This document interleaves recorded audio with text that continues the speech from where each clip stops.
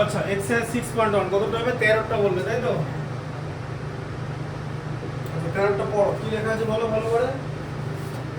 কোনো যদি বার্ষিক 10% হারে, বলো 10% হারে, বার্ষিক 10% হার কিছু টাকা হ্যাঁ চক্রবৃদ্ধি সুদ ও সরল সুদের অন্তর্ভুক্ত 30 টাকা হয়, তাহলে ওই টাকার পরিমাণ কত?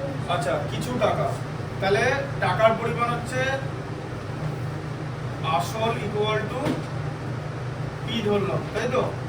আচ্ছা তোমাকে প্রথমে সরল সুদ বার করতে হবে, তাহলে সরল সুদ প্রথমে থাকছে তাই তো? আচ্ছা তাহলে আসল হচ্ছে পি, আর এর ভ্যালু কত 10 তাই তো?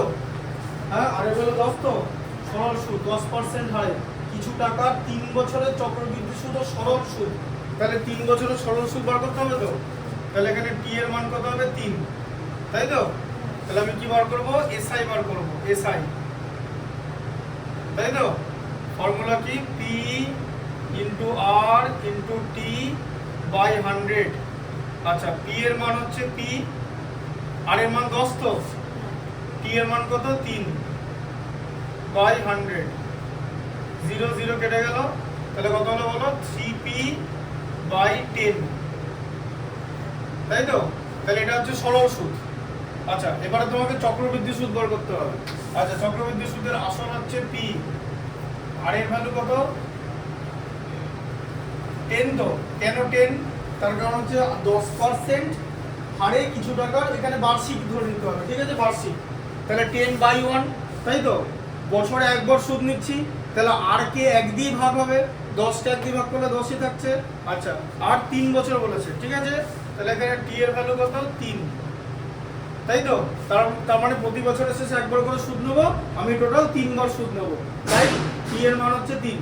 আচ্ছা এবার এখানে তো সরাসরি চক্রবৃদ্ধি সুদ বেরোয় না, কি বেরোয়, সববৃদ্ধি মূল বেরোয় ঠিক আছে, মানে সমূল চক্রবৃদ্ধি বেরোয়, মানে অ্যামাউন্ট বেরোয়। তাহলে এখানে অ্যামাউন্টের ফর্মুলা কি বলো, P into 1 plus R by 100 whole to the power T. আচ্ছা তাহলে কত হলো, এ ইকুয়াল টু আচ্ছা 1 প্লাস আর এর ভ্যালু কত 10/100 হোল টু দি পাওয়ার 3 হলো তো। আচ্ছা তাহলে কত হবে, পি ইন্টু 1 প্লাস 1/10 হয়ে যাবে তো, এই জিরোটা এলিমিনেট হয়ে যাবে মানে কেটে যাবে, হোল টু দি পাওয়ার 3। তাহলে কত হলো, পি ইন্টু 1 প্লাস 1/10 মানে 1 পূর্ণ 1/10 হোল টু দি পাওয়ার 3, 1 পূর্ণ 1/10 মানে পি ইন্টু 11/10 তো, এই যে 10 কে 10 প্লাস 1 মানে 11/10 তার হোল কিউব তো তাই তো, বুঝতে পেরেছো? আচ্ছা এবারে 11 হোল কিউব কত হয় জানো তো, পি ইন্টু কত হবে, 11 কে 11 দিয়ে গুণ করতে হবে মানে 13, তাকে আবার 11 দিয়ে 1331 বুঝলে, 11 ইন্টু 11 ইন্টু 11 গুণ করলে হয় 1331, আর নিচে থাকবে 10 ইন্টু 10 ইন্টু 10 কত হয় বলো, 10 ইন্টু 10 ইন্টু 10 হ্যাঁ 1000, তাড়াতাড়ি বলতে হবে, এগুলো লেট করলে আর চার্লসের সূত্র বুঝতে পারবে না ঠিক আছে। হ্যাঁ 1331 পি। আচ্ছা তুমি একটা জিনিস আমাকে বোঝাও, যে 3 বছর হয়ে গেছে, তাহলে এই যে দুটো সুদের পরিমাণ বের কর, আচ্ছা এটা কি বার করেছি না, সববৃদ্ধি মূল বার করেছি, তাহলে আমি কিসের মান বার করব, চক্রবৃদ্ধি সুদের মান করব, সিআই তাই তো? কি করব, এ মাইনাস পি করে দেবো তো, মানে সববৃদ্ধি মূল মাইনাস আসল, তবেই তো চক্রবৃদ্ধি সুদের পরিমাণ বেরোবে তাই তো?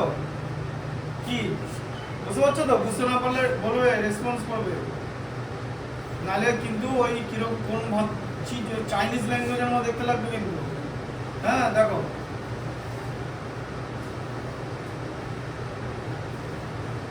আমাদের স্যারের কাছে ফিজিক্স পড়তাম, সেরকম বলতো যে একদিন একটা স্টুডেন্ট কামাই করেছে, এদিকে বায়ো ছিল ইলেকট্রোম্যাগনেটিজম পড়াচ্ছিল, সেখানে বায়ো সাভার্ট ল পড়াচ্ছিল, স্যার বায়ো সাভার্ট ল পড়ে দিয়েছি, আমরাও পড়ে নিয়েছি, মোটামুটি অঙ্ক পাচ্ছি, সামনে 2-1টা অঙ্ক ঠিক আছে, ওই 3-4 নম্বর অঙ্ক বন্ধ গেছি, দিয়ে পরের দিন একজন পড়তে এসছে, দিয়ে বলছে ও তুমি আগের দিন আসোনি, আচ্ছা ঠিক আছে, তাহলে পুরোটাই চীনা ভাষা হয়ে গেছে, ব্যাস এবার আর কিছু করার নেই, এটাই বলে দিল স্যার, কাটছে আসেনি, কিছু করার নেই, কারণ আমাদের এবার আমরা অঙ্ক করবো না, ও ইয়ে করবে, আর ব্যাপারটা হচ্ছে তখন রেকর্ডেডও ছিল না, আর রেকর্ডেড হলো ওইভাবে বুঝতে পারবে না, ও তো কিছু বেসটাই ক্লিয়ার নেই রেকর্ডেড তো অনেক কিছু আছে, সে সে দেখবে রেকর্ডেড তুমি আইনস্টাইনের যে ল অফ কনজারভেশন অফ এনার্জির ইকুয়াল টু এমসি স্কয়ার ফর্মুলাটা লেখা আছে, কি করে এটা আসছে আমি এখন ওটা বুঝতে পারি না যে কি করে জিনিসটা আসছে।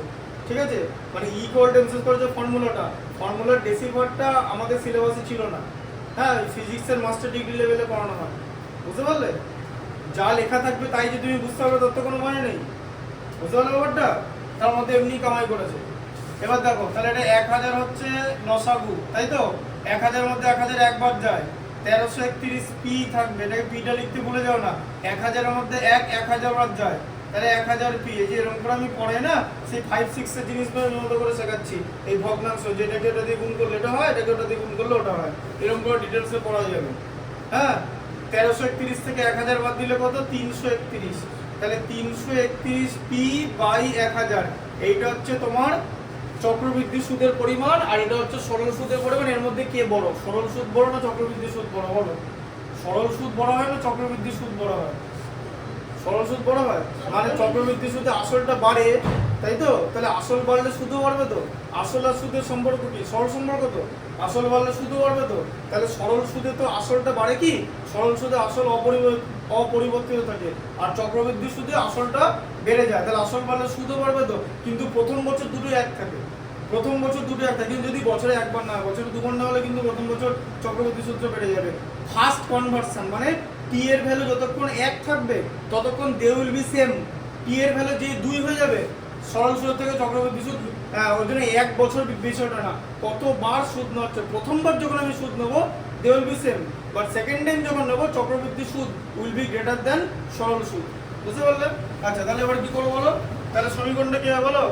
এই যে চক্রবৃদ্ধি সুদ থেকে চক্রবৃদ্ধি সুদ হলো, সেখান থেকে সরল সুদ বাদ দিয়ে দেওয়া হচ্ছে, দিয়ে কি থাকছে? 930, তাই তো? হ্যাঁ, সরল সুদ আর চক্রবৃদ্ধি সুদের অন্তর হচ্ছে 930। আচ্ছা, এবার দেখো তাহলে 1000 আর 10 এলসিএম করলে মানে লসাগু করলে 1000ই হয়। 1000 এর মধ্যে 1000 বাদ যায়, 331 পি।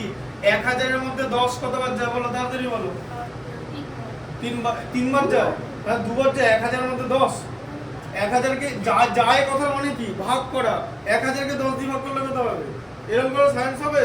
1000 কে 10 দিয়ে ভাগ করলে 100 হয় তো। 100 কে 3 দিয়ে গুণ করলে 300।